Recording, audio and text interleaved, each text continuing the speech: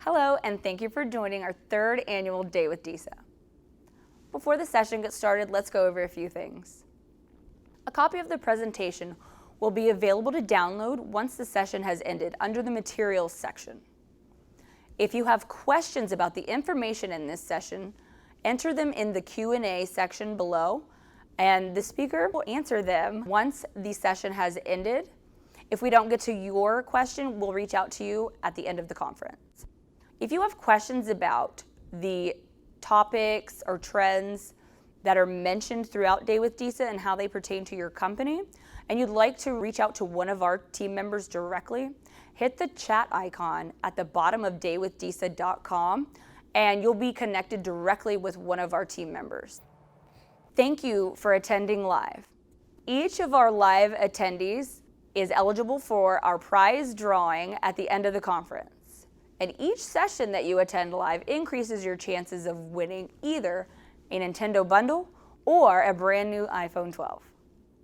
Finally, I'd like to take this time to thank all of our sponsors for their participation in Day with DISA. Specifically, I'd like to call out CRL, our title sponsor for 3 years running. We'd like to thank our platinum sponsors, OraSure, Quest Diagnostics, Samba Safety, and Psychomedics. All of our sponsors' support is greatly appreciated. With that, let's get started. Enjoy your session. Hello, and thank you so much for joining us for our third day of Day with DISA. Today, we're going to be talking about marijuana litigation strategies, and we're super excited to welcome Faye Caldwell of Caldwell Everson. Faye is personally one of my favorite presenters to listen to, and just one of the preeminent forces in all things drug testing litigation. So Faye, thank you for joining us today. Thomas, thank you for having me, and thank you all for listening. So first off, let me tell you a little bit of excitement that we got going on. I am so honored. This is just a few days after the election, okay? I think we're 8 days in now. And so the idea, this is the first speech I get to give to talk about all of the changes, give a little bit about forward. So I'm super excited, and I sure hope you are too. So we're gonna start, we're gonna go pretty fast, just because as those who've attended one of mine, we got a lot of material to cover. We want to put some meat on the bones so you can look at policies, you can understand what's happening, and get an overarching sense of where we're going and all that. So without further ado, let's do some law and strategies, figure out where we ought to go on this. We've already heard who I am, no secret. Yes, I'm a practicing attorney. I focus my area of the law on drug testing. All aspects of it, from being a third-party administrator, working as a collector, pretending I work in a laboratory, MROs, and of course, employers. So what does that look like? First off, I have to tell you this. Now, many of you who are listening go, yes, but I know Faye. So the point is, for many of you, I'm an attorney, but right now I'm not your attorney, or at least not during this presentation. So my malpractice carrier makes me tell you all this disclaimer stuff. So with no further ado, let's move on. Let's talk about where we're going to go. We're going to talk about the overview and recent updates. Yeah, we're going to get right to the meat of the matter up front.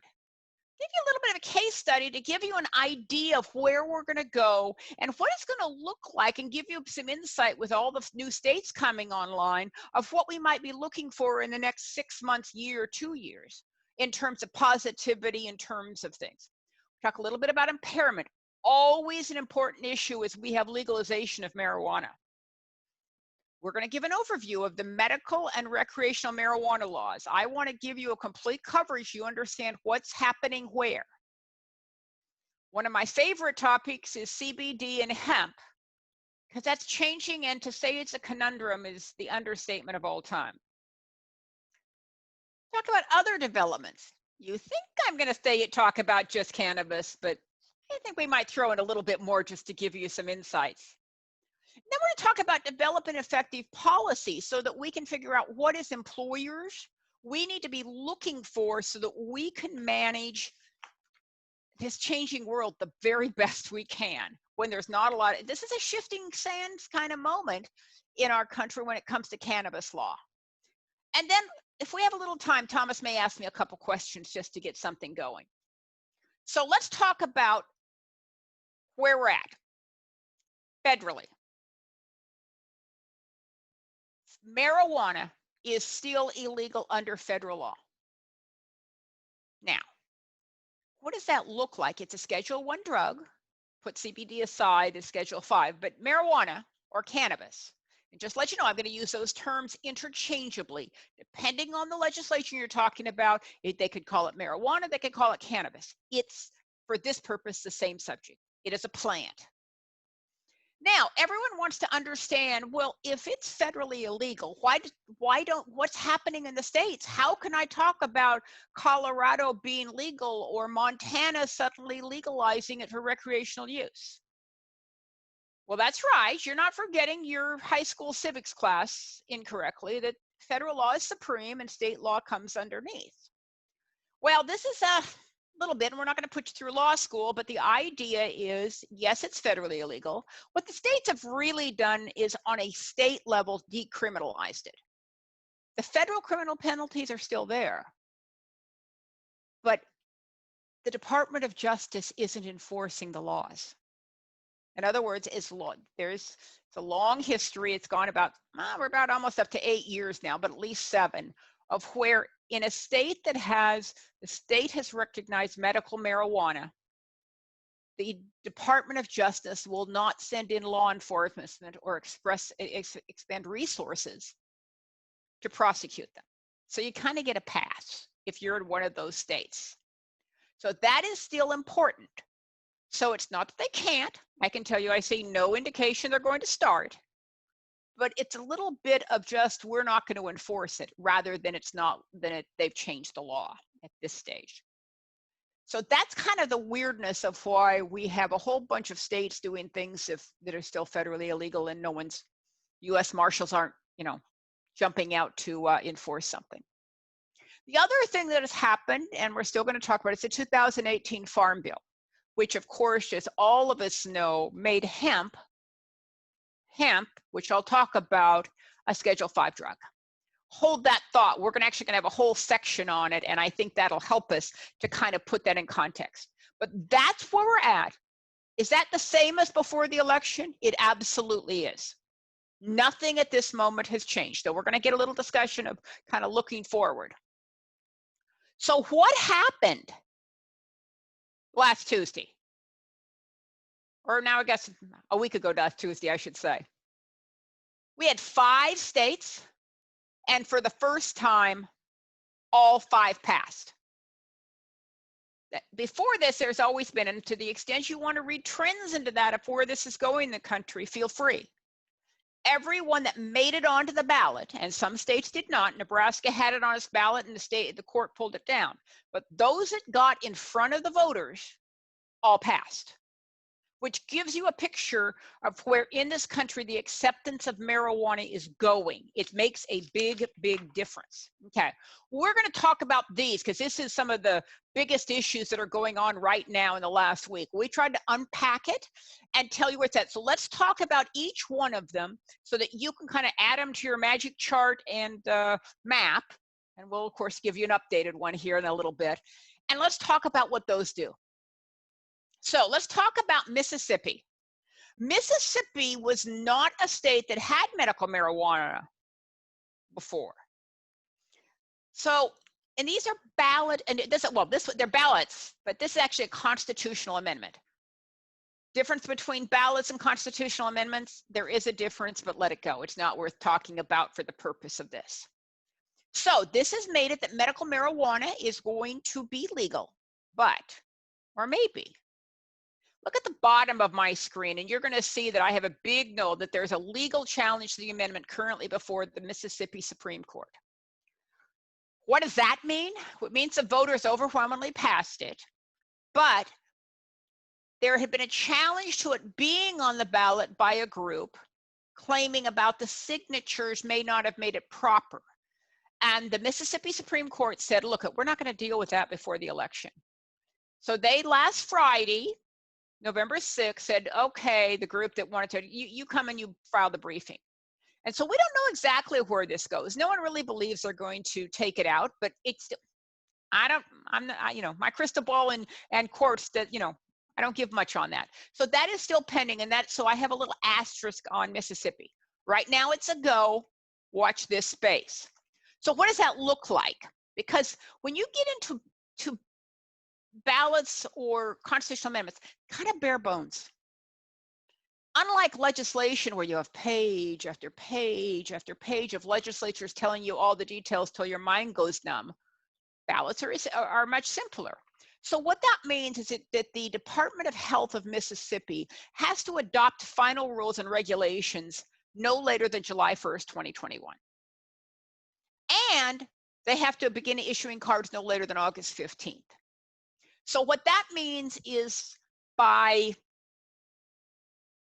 summer of next year, we should have it. What does that mean about availability? Because one of the biggest issues, as we know in many states that have medical marijuana, is, but there are there dispensaries. That takes longer. We simply don't have any information on that. So people would be allowed to give them the cards for caregivers and for users, for those that qualify, the patients. Does not necessarily mean there'll be widespread dispensaries. Just an open question. We'll know more about that when we start after the first year and the legislatures come into session. Give you a little hint, you're going to hear that a lot in this talk. We got a lot of information still to come. So one of the things this group always knows, what does it mean for employment? What am I going to have to do? Am I going to have to accommodate medical marijuana in Mississippi or not? Clear as mud, my friends, clear as mud. Legislation will be waiting for. I've given you the language is nothing requires use of medical marijuana or require any on-site use of medical marijuana. And it carries on. So it's clear that Mississippi, like every other cannabis law, you don't have to let people use on the job, and you certainly don't have to let them be impaired while they work. Does it mean that they have to accommodate off-duty use? I can't give you enough information yet. We're going to watch that space. It might. We could read it several different ways. This is going to have to be figured out. So that's where we're at on Mississippi. It is one of the states in the Deep South that traditionally didn't have much. So we're starting to see, just as Arkansas went a few years ago, starting to see some movement. And again, went to voters and they said, oh yeah, let's have it. South Dakota. I often have heard in years past that cannabis legalization is a partisan issue, much more Democratic than Republican. For anyone who thinks that anymore, I would invite you to look at South Dakota. This state had nothing. They didn't have anything before this. They didn't even have a high CBD, low THC law. They went from the most restrictive to, as you're going to hear, both medical marijuana and recreational marijuana all at the same time. Okay? This is huge movement and indicative of what we're likely to see. So this is a ballot initiative. And like everyone else, we're going to have to see legislation. So I'm going to give you some information, and we're first going to talk about the medical bill, the medical marijuana bill, and then we're going to talk about recreational marijuana. So we think it'll be effective July 1st, 2021. That's because for medical marijuana, you have to get a card, so there has to be a system. So, and the Department of Health has to enact rules and regulations 121 days. Depending on the calculation, it looks like fall of next year. ID cards issued 140, and again, fall to late. These dates are a little bit in flux because it wasn't entirely clear, but that'll give you kind of a framework when we can kind of start thinking about it, that medical marijuana might be in play and available in South Dakota. Again, we really don't know enough about dispensaries. We don't know any of that yet. Flesh that out when the legislature comes into session and the Department of Health starts to work on it. Unclear at this moment. But let's talk about medical marijuana and explicit protections. And even from the ballot initiative, we have a lot of information. And I will tell you, South Dakota is different from every other state in the nation that has medical marijuana protections. So watch this space.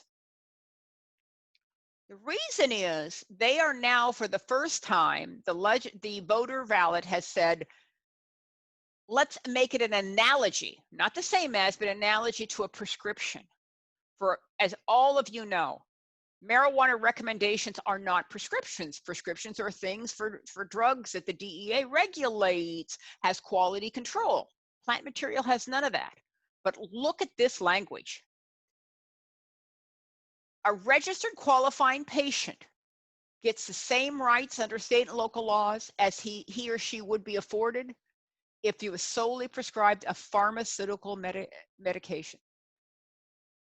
As it pertains to interaction with the employer, drug testing by an employer, and drug testing required by state and local laws. I want you to focus on that number 2. So how an employer treats a pharmaceutical positive, arguably that's what this means. Now I want to wait for the legislation. That is a huge change, huge.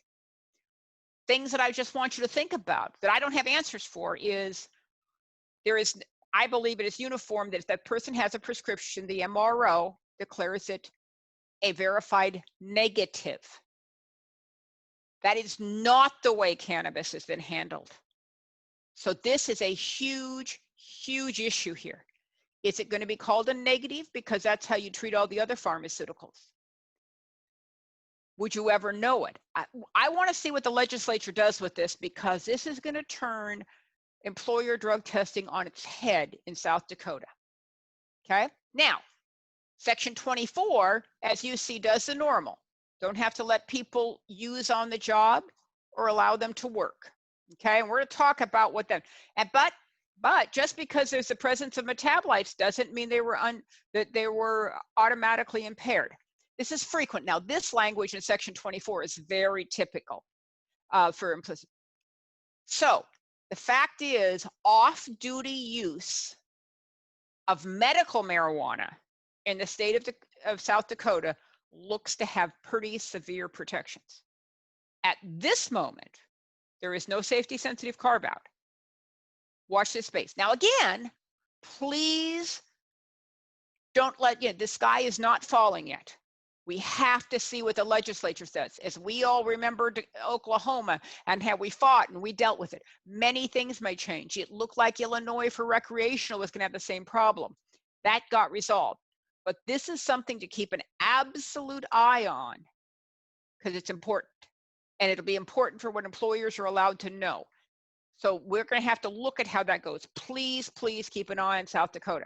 And again, this is a state that had absolutely no cannabis allowance a week and a half ago.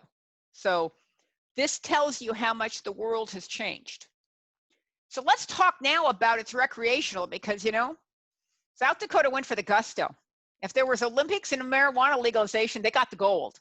Only state ever to do both at once. This is a constitutional amendment. Let's talk about it in the same issues I just said. There's going to have to be legislation, but anticipated effective date, July 1st. As I read this, but again, it is still a crime right now. I wouldn't exactly think there's going to be a lot of enforcement, but it appears that it will not be until July 1st of 2021. So the Department of Revenue has to promulgate rules and regulations by April 2022.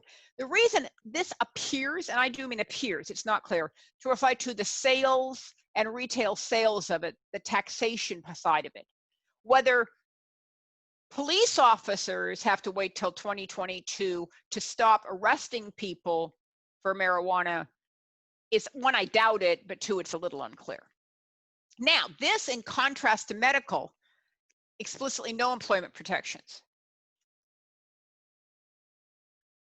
This does not affect an employer's ability to restrict the use of marijuana by employees. As written now, waiting for the legislation, there is no allowance for that at all.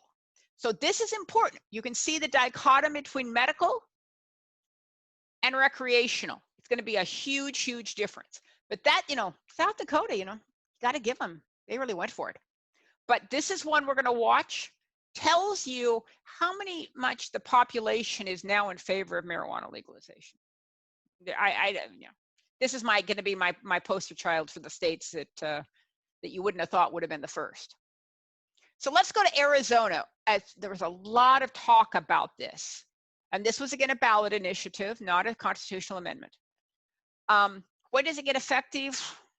When the votes are counted and the governor issues a proclamation. I don't have a date for you, but relatively soon. Okay, that's the best I can do, relatively soon. They have to adopt rules by June. But those that are likely to, again, to be the type of sales, retail sales that go into effect. And it does not mean, because that means possession as far as a crime, possessing marijuana is likely gone long before these rules are in it, but we don't have a lot of clarity on that. And you're going to see these dates. So that's kind of where it's going. Arizona appears, and I do mean appears, to have explicitly no employment protections. But I kind of reserve these things for court challenges and the regulations. But it looks like employers retain the rights to maintain drug and alcohol-free places of employment. It does not limit the restrictions on the use of marijuana to simply working hours. It doesn't look like that. Certainly you don't have to do it on the property. You don't have to be impaired. This is, and the reason I put appears, that's how I read it. This is going to get fleshed out by by the rules and regulations, the legislation in it, but also, frankly, court challenges to it. It happens in every one. And so right now we're kind of, we think we're pretty good on it, but every employer is going to have to determine where in their risk model they want to understand their employees' work. Montana, also a place that has just passed recreational. We don't have a lot. We don't really know, but it goes into effect January 1st. And then by October of next year, they have to promulgate rules and regulations. Every time it says the Department of Revenue, they're talking about taxation. So it appears to me that it will be decriminalized effective January 1st, even if there's not any retail sales. That typically follows. That's not unusual. And it's a lot of effort to get the government infrastructure up and running so that there's people who can, retailers of cannabis. Montana, clear as mud. Now, I will tell you, then you're going to see it in a few minutes, is that recreational really changes the positivity picture over a couple years in all the states. We're going to see some examples of that. Montana is absolutely unclear.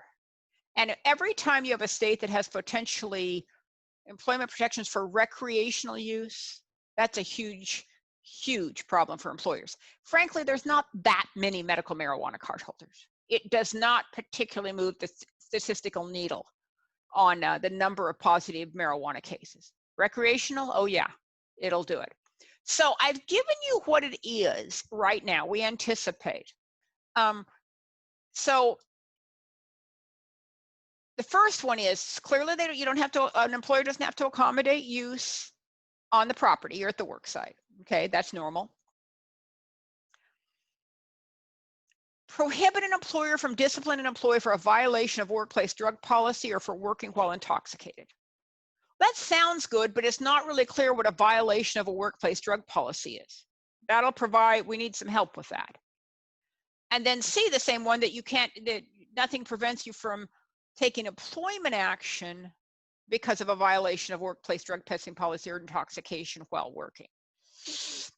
The workplace drug testing policy, it is not clear enough.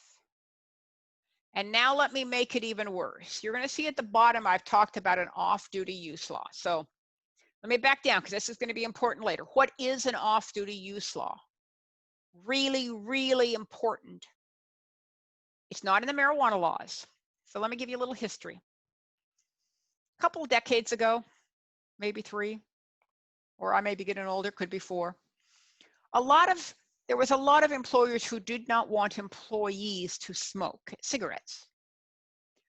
And they started enacting policies that said, you can't smoke at all. Not only can you not smoke on the job, you can't smoke at all, even off duty. And quite a number of states put in what they call off-duty use law.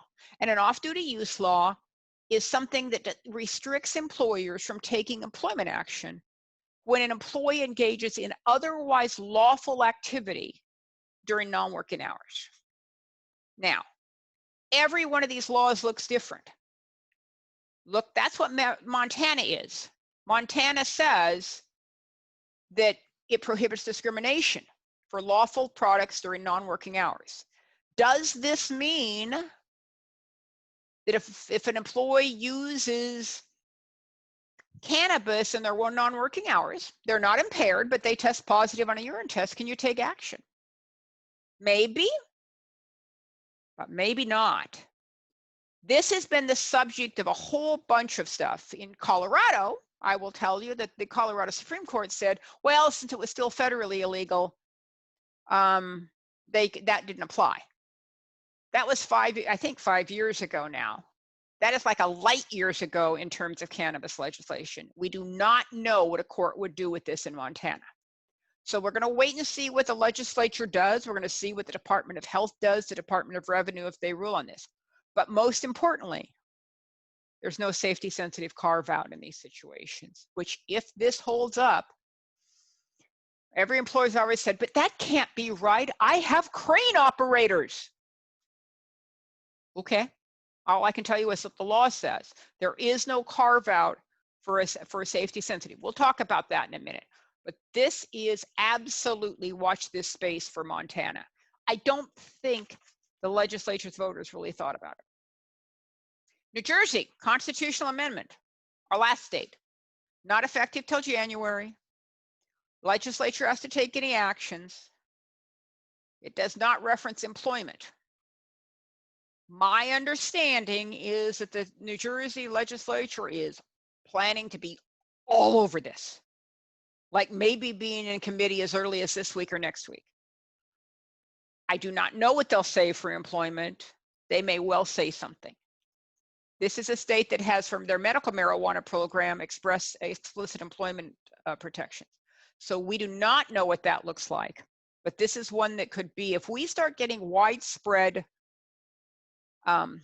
employment protection of recreational marijuana, particularly with regard to safety sensitive, there's a real safety issue in this country. And so that is, if there's one area that's difficult in recreational marijuana, that's it. We're going to talk about that in a couple different contexts, but that's our last state. Watch this space. There's more states, and typically, just so you understand, it is often the legislatures who legalize marijuana. These are all ballot initiatives because, frankly, all of the legislatures shut down early in 2020 because of COVID. We'll be watching very closely the legislatures as they come online in 2021. A lot of them still have that legislation that they had in mind, and they'll be dusting that off and putting it forward, is my prediction. So those are our 5 states, mix of medical and recreational. So let's look at it now. This is updated now, folks. As of the 12th, I think we're going to have 35 states plus DC plus 3 US territories. 13 other states have low THC, high CBD laws with nothing else. One state has only industrial hemp, that's Nebraska. Watch the space for 2022. Nebraska was one that wanted to put recreational and medical, well, excuse me, medical on the ballot, not recreational. And we now have 15 states, DC, 2 US territories that have recreational marijuana laws. So we are definitely climbing the chart. So that means, now, just so we're clear, everyone that has recreational also has medical. So there we go. So you're actually 35 states that have something, but there's very few that have nothing. So this is our map updated. So we have Nebraska and Idaho now left with nothing at all. And we're moving very much, and in some areas that we didn't anticipate. If you look down sort of Missouri, Arkansas, Louisiana, Mississippi, that area was all used to be nothing, and they've all passed medical. So we're making some inroads, and it usually is, as you know, that it's medical first and then recreational. South Dakota was just an overachiever, is how it typically works. The low THC, high CBD are often very, very restrictive, and do not confuse that with sort of CBD you see at Walgreens. We'll talk about that. These are ones where that we'll get to. They're quite restrictive in order particularly to help with a couple situations. So let's look at two of them. Let me just make sure that you're clear. This is a good example of where we're going to go in our recreational states. I'm going to talk about Nevada first. You're going to look at this and go, medical legalized in 2000, early adopter, recreational 2016, has explicit employment protections for both medical and recreational. This is a very, very difficult state. Possession limits, you'll notice medical, you get 2.5 times as much. Taxation, medical, zip, they're 0. Recreational, get 10%. Limited number of marijuana cards are issued. I will tell you that although the taxes are less, although you get a lot more, generally the number of medical card holders is going down. It used to be in May of 2019, it was 19,000, and now it's 14,500. They limit the qualifying conditions. Look at the positivity rate. Now let me explain what this is. Quest Diagnostics Drug Testing Index, their general workforce says this is urine non-regulated that they see in the people who are testing. Look at how low it was in 2012, okay? And that's because even with medical marijuana, there was no dispensaries open. But even through 2016, okay, it grows, but it's not crazy. First retailer opens in mid-2017, and would you look at the numbers now? Look at those jumps year after year. I will tell you, when I was talking about this in 2019 and looking at the 2018 numbers, I was like, well, we'll have to wait and see. This is how many came back. These are lab positives. These are not verified MROs. Look at the trend upwards when you go. So Nevada is an example of kind of a late arriver as far as widespread availability, and it definitely shows. Let's look at Washington. We're only going to do 2 of these, so it's fascinating. Every state has to be looked at its own. Washington State was an early adopter, 1998. They had lots of dispensaries, but they weren't regulated. Unlike Nevada, where there were none open, there was probably more open than you could think of in Washington. In fact, the number of medical marijuana dispensaries has declined since 2015. Limited qualifying conditions, no employment protections. First legalized recreation 2012. It in Colorado were the first, and the first retailer opened in 2014. You're going to look at the possession limits, look at that difference in taxations. 43.5% if it's recreational, 0 if it's medical. People still don't do that much medical. I'd like you to look at the positivity and show why each state is very, very different. Even though the first retailer opened in 2014, it was relatively flat, absolutely flat through 2018. And really 2016 to 2018, it just didn't move much, the positivity rate. And now look at 2019, and I believe the numbers are an 82% increase in one single year, really moving the needle on a marijuana positivity in the working population that was done. Again, this is not DOT, this is not regulated. But every state, as far as your risk analysis and what's going to happen, you really have to look at each one. It'll be interesting to see what our new states will do over the next few years. So we talked about impairment. Just so we're clear, you can't figure out impairment in any standard workplace drug testing. Everyone agrees you don't have to let people work impaired, and you don't have to let them use on the job. But the question, of course, is that's nice legislation, but can you tell? And even though they have some per se, just so we're clear, there's no THC breath test that can tell impairment, unlike alcohol. It's not the same. There's different pathways. There's a lot of science behind it. The method of ingestion will vary.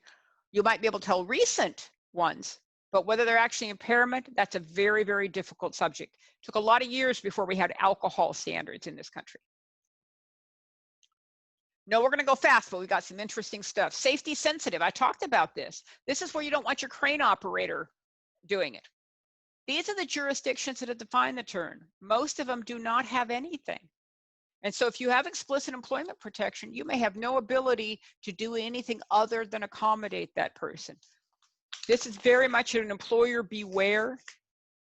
Be careful. Look at the state. First question I asked someone, they said, well, what do I do? I said, where do you have employees? That is the question, because each one of these states looks differently. Okay, so what do you have to look at as a summary? You think you could look at the medical marijuana laws. These are medical marijuanas I'm talking about for a minute. But no, you also have to look. We talked about off-duty use. FMLA, what does discrimination look like? What is state disability? Unemployment benefits. So when is a company policy, you better be looking at all of these to develop an effective policy. It's not enough to just look at one. Let's give an example. Generally, you have three categories. States providing explicit employment protections. This is of our 35, by the way. States that made positive statements that no exists, 8 states. And then I have 10 where it's unclear. That means that either the legislature hasn't made it clear or no Supreme Court of the state has spoken. You can't tell. And in the appendix, we'll list these out for you of who's what. So let me give states with employees. It varies how the language works. It could be metabolite criteria, could be anti-discrimination. So, but all of them have some sort of language. Some require a showing of impairments. So you have to look at the state where the employee is located before. But we'll take a quick look at one of each and show you how much it can vary. So New York City. By the way, if I could draw for you a neon sign around where to look is New York City. Remember, New York State does not have recreational marijuana. New York City is right now one of the few places in the country that New York City employers say you cannot test pre-employment for cannabis. Let me say that again. It's not that you can't take action. You cannot test. Now, there are exceptions for safety sensitive, and this has been added in to this. You know, the idea of a significant impact to health or safety of employees. This just went into effect last summer.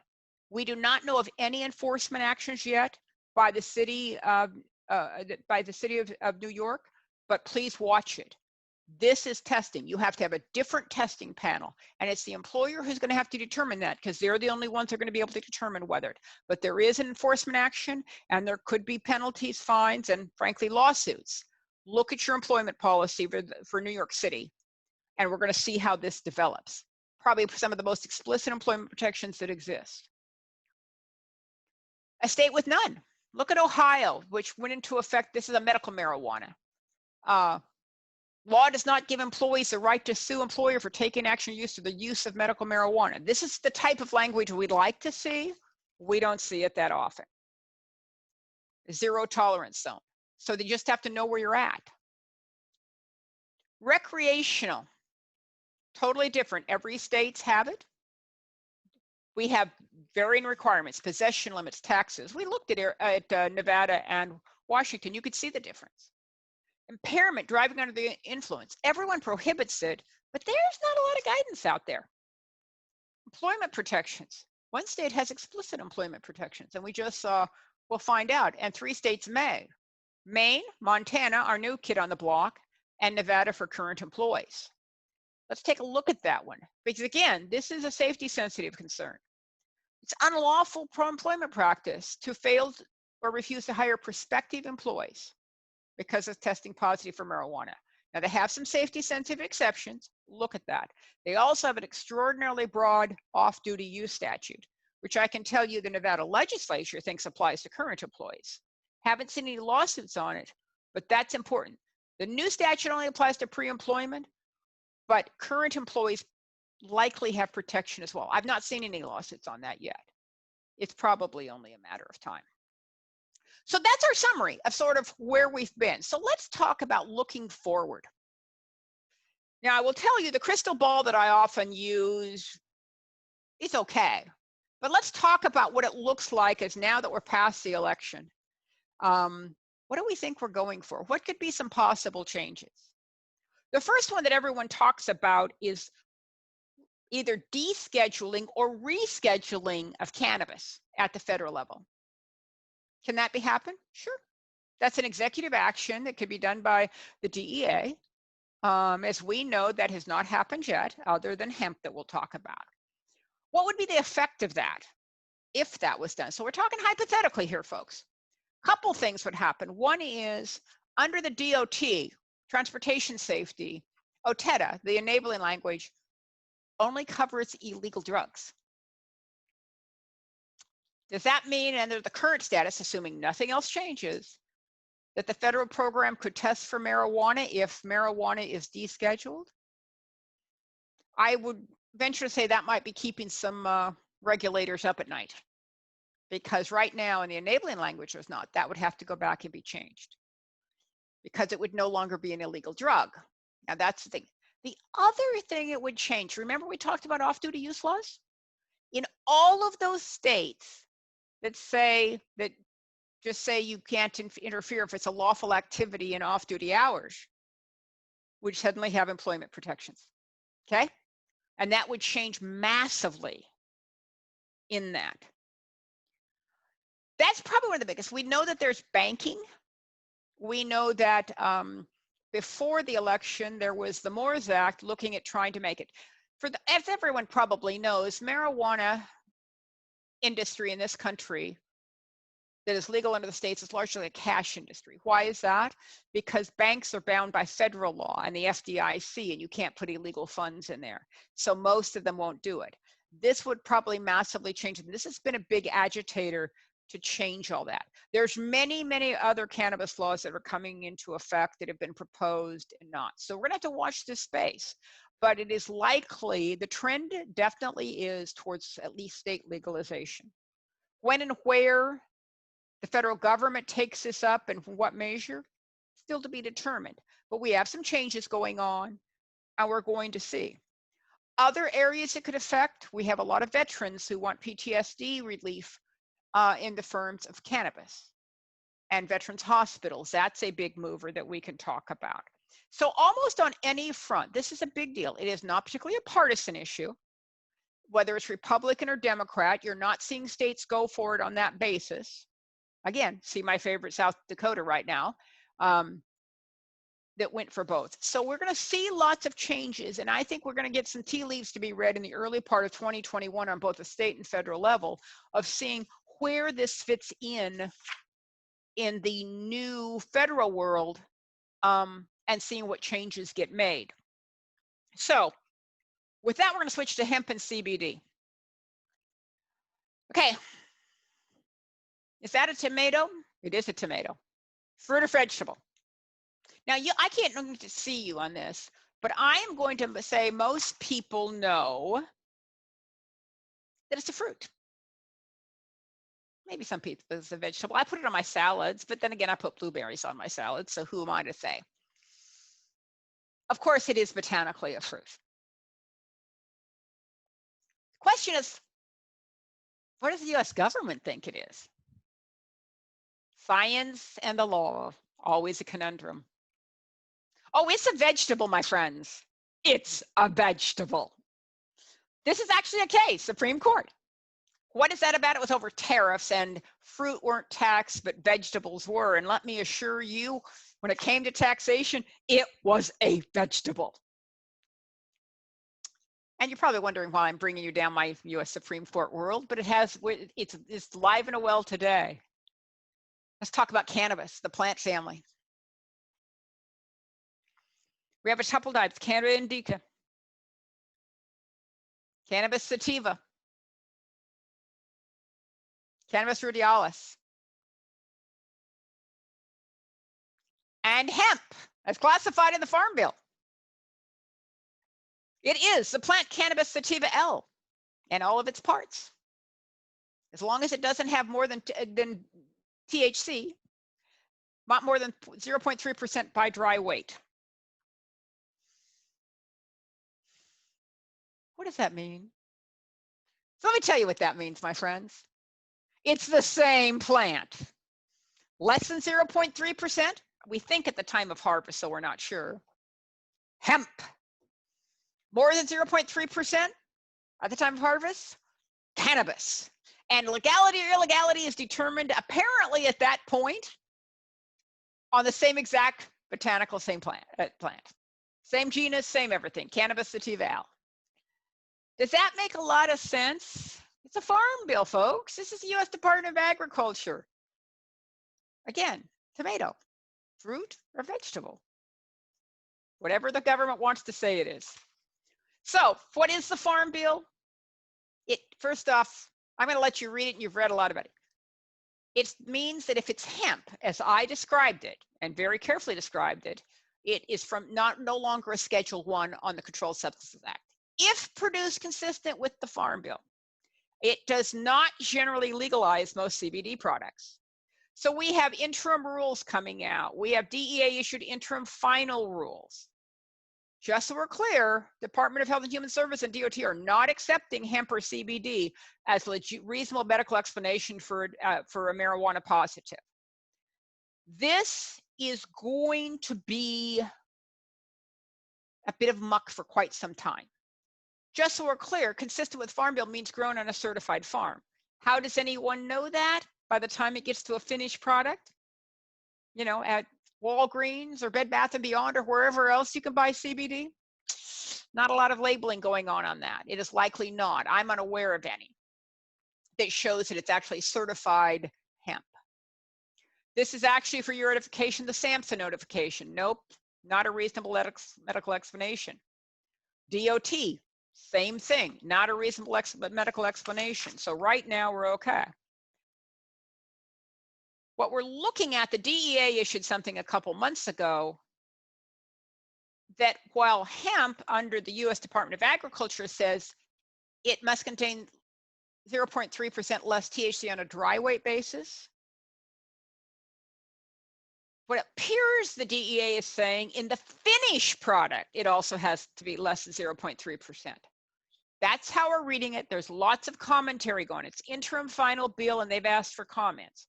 But this we're a lot of uncertainty, but we still have everything else. So hemp is a real thing, but narrow can you find it? All CBD CBD includes hemp, but all CBD is not hemp. So it's sort of exclusionary. So that is, it will include it. And the most important to remember, CBD is not hemp. Very, very unique situations that it is, but the most of the commercially available CBD does not meet the definition of the Farm Bill. What is a low THC, high CBD? I talked about those early. You may know about this back 8 years ago, there was a large study of the fact that for CBD in states that didn't have medical marijuana, young children with intractable epilepsy were massively improved by using CBD oil. And these are the weights. You're going to have this available to you. It varies widely. Now, is it true that CBD helps epilepsy?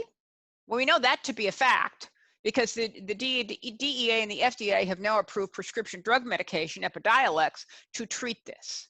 So it actually is good for that under controlled, and that became. Is it good for other things? Efficacy studies are still quite out there. Big question for our employers is, will the use of CBD cause a user to test positive for THC on a workplace drug test? It's a massive it depends. Massive it depends. Why? These are not prescription medications. So first off, let's dispel a couple of myths. Everyone thinks, oh, well, they mistook my CBD and the lab made a mistake. No. Labs can well tell the difference between CBD and THC. They're different analytes. They will not cause it. Remember, though, every bottle of CBD is likely to contain some amount of THC. But there is analytically totally distinct ions. You're not going to mistake the two. The problem is in CBD manufacturing, there's a lot of contamination. There's no regulation. There's no dosing standards. One study found 69% of 84 CBD products were inconsistent with their labeling. Now, does that mean they contain more THC? That's one. You also could have been buying MCT oil and have no CBD. I mean, it was all over the board. And purification and quality control expensive for employers. And for those of you who may have checked out the prices, CBD is not cheap. So it's very difficult. It is an absolutely buyer beware scenario. And you're going to hear me talk about what employers need to do about it. Decide what you're going to do. If you're going to accommodate it, let people know. And if you're not going to accommodate CBD claims of CBD use, please let them know. Because you don't know what it's going to turn out. A more difficult one, will the consumption of hemp, I'm talking the real hemp stuff, cause a user to test positive for THC on a workplace drug test? Huge open question. Will a substance that is not illegal contain enough CBD? All I can point out is the Journal of Analytical Tox in the fall of last year published this very, very small study, single use CBD that was close to approximate 0.3% by dry weighted, just a smidge over. Single use, which is not how CBD is generally taken, 2 out of 6 people tested above federal cutoffs. Buyer beware. And there's no way, I mean, a lab, they're going to test for THC. There's not standards of what the ratio should be. Are they taking CBD and THC? Possible. You don't know. Remember, the Farm Bill expressly gives the FDA the authority to regulate those products. They are still not generally recognized as safe. So other than Epidiolex, they haven't approved any drug that contains CBD. We're probably, the estimates could be 3 to 5 years. They have to do efficacy studies. We're a long ways from getting FDA buy-off on what this is going to be. What are the trends? Lots and lots of lawsuits. Class actions. Lawsuits being filed because against employers because claims of CBD usage, and labs should have taken care of that. These are real cases. These are not made up. As you know, I'm a practicing lawyer. I get to see these things every day. There's a lot of things that depend on whether it'll cause a THC, quality of the product, contamination, or anything else. It is simply an unknown. Plants there's no dosage requirements. We don't know what happens. Okay, that's it, because we want to move on for CBD. Let's move on to an important next subject, other developments. Oregon has, this is not cannabis, folks. Yeah, I couldn't resist. Just think of this as a little bit of a review. Oregon has decriminalized certain small amounts of hard drugs. Yes, I said that correctly. What has happened, and this passed by ballot measure, is what they did is they eliminated criminal penalties, i.e. jail time, for certain small amounts of specified controlled substances, and instead entered fines and treatment. One of the trends, and I think we're going to see this trend continue, is the idea that if it's really small amounts, rather than put people in jail, let's get them into treatment. Let's not. This is part of the social equality program. I'm not here to justify it or not justify it. I'm letting you know it's here. It's here. And Oregon is the first one. We're going to be watching this very heavily. I know it has nothing to do with cannabis, but it's so important that Thomas and I decided that we had to talk to you a little bit about it and let you know. This just happened on Election Day. We're going to have more to say about it on this. Watch this space. There is a change out of personal possession. Okay. We're going to go through this zippy fast because we've got to move on. Effective policies for marijuana. Location, location, location. Where does it apply? What are your obligations? What do your people do? Always know that question. When I ask my employer clients, first question I always ask. I'm not talking about federally regulated now, remember? Decide what the policy is. This is a risk base. Are you going to accommodate off-duty cannabis use? For medical? For recreational? For claim CBD? Have a policy and a decision on it. If you're not having safety-sensitive employees, maybe you do. It's a tight job market. Maybe you don't. That's an individual one. When are you going to make these decisions? Pre-employment, random, reasonable suspicion, post-accident. Again, you have to decide and take your policy, discuss it with upper management, and decide. Where are your employees? Where are they going to have multi-states? I can tell you the It's not always the safest in terms of workplace safety. Often from a risk analysis, you apply the state where the people are and they get the most protection. But the days of one policy for 50 states on cannabis are really quite gone. What's the availability of your labor force? Can you afford to get rid of everyone? I'm a big drug testing fan. I'm a big no narcotics in the workplace. But these are all things employers have to question. What do? Please be transparent. We want our employees to stay safe. Or if you're going to test for marijuana, let them know who's going to be tested. What are the consequences?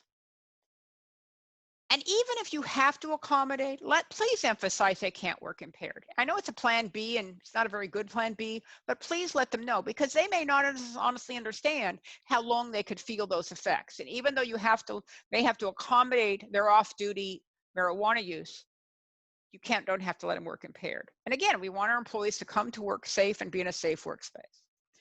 As always, with all drug testing programs, please apply a consistent treatment. Fastest way to discrimination lawsuits is to treat Joey different than Susie. Happens every time. Understand MRO considerations. Generally for medical marijuana, an MRO will verify results as positive for marijuana and normally say, but claims medical marijuana use. Put a caveat here. I don't know what South Dakota is going to do. If you have to treat it like a pharmaceutical, maybe, maybe not. I'm going to be watching that space. Not enough information to know what we're going to do. Employers should verify cardholder status through visible things. Do not attempt to ask the condition for which they have a medical marijuana card. And generally, you can't ask the state to verify it. It's kind of like a doctor's note saying don't live over 15 pounds. You have to do it. Make a decision tree. Have a policy. You're going to have to do this. This is going to be a big issue in every workforce. It is the largest positive drug in America in the workforce. It's going to get worse. We're going to have more positive. Decide how you're going to handle it for all situations. Keep all information confidential. Medical marijuana has HIPAA implications. There's a medical condition under signing it. Don't be telling people. You'll get defamation claims. So what have we learned? Cannabis is the employee's favorite workplace drug. You can't figure out impairment. It's a Schedule 1, but watch everything that's happening. Location, location, location. With that, Thomas, I hope I didn't go too far over. That is it. I am going to stop sharing my screen and let you determine whether we have any questions or whether we even have time for questions. Hey, thank you so much, Faye. Just a little bit of housekeeping. If you want a copy of the presentation, click on the materials section at the bottom right and download a copy. If you have a question you'd like to get answered, definitely drop it in the Q&A. I know we probably only have time for one or two, but we'll reach out to everyone after Day with DISA and touch base with you then. So Faye, first question here, and again, I know we're limited in time, but do I need to take marijuana laws into account based on where the employee lives or where the employee works? Generally, it's where they reside, but you have to look at the states because there's a couple states it's a place of employment. So you really need to know where both are, but if you're having them, so if they are transitory, it's often where they work. But if there's a residency, but they cross state lines to work. So the short answer, it's probably where they live, but you really need to look at that because it can vary on the individual state of but they're generally regarding their own residence. Okay. Do I need to make any changes to my program to accommodate someone who uses CBD oil? Well, that is a hot topic. The question is right now, there is no way to know that. Most states do not require you to do so. So that would be a voluntary risk policy. But generally, you can't tell whether they're using THC or CBD. So it would be often back to things, what does your job duties, how safety sensitive they are. So you can. Most states do not require you to do so because the same caveats apply. They can't come to work impaired. They can't use on the job. And there's very, very limited ways to have much knowledge of whether it's really CBD usage or just THC usage or concurrent. Well, hey, Faye, thank you so much for spending some time with us. Again, extremely impactful information. Thank you for having me, Thomas, and thank you for letting me be Day with DISA, the first place I got to talk about all the new fun stuff that's going on in the country. So everyone should watch this space. Thank you so much. And to all our attendees, thank you. We hope to see you in some of our upcoming presentations later today.